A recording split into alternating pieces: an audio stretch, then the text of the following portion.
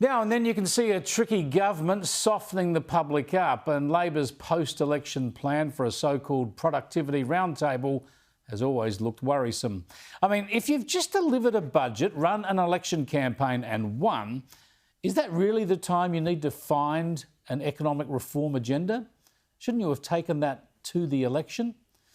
See, an ABC Freedom of Information application after the election turned up the Treasury advice to Labor that you'll either have to cut spending or raise taxes, or both, advice they would have known about long before the election.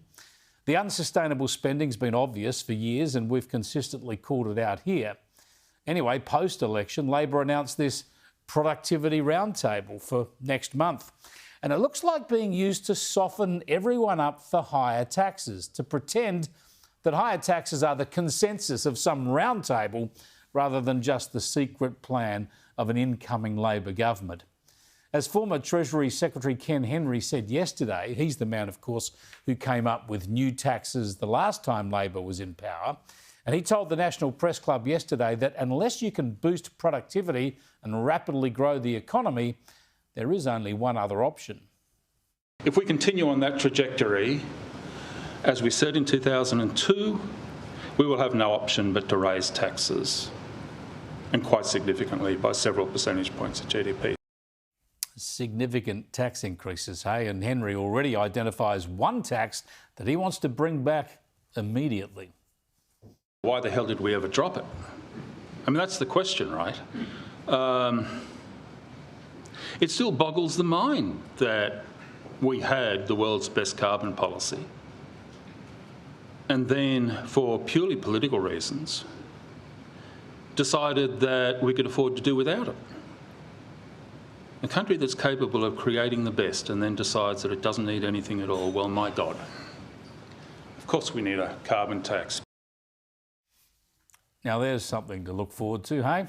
Funny that Henry and the other carbon tax supporters haven't bothered to look at Europe and the UK, where they've had carbon taxes for decades, but they don't seem to be doing so well economically or with managing their energy requirements.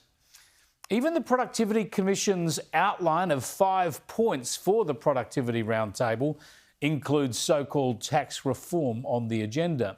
It talks about replacing stamp duties with broad-based land taxes, winding back income tax concessions, supposedly to lower rates, but believe that when you see it.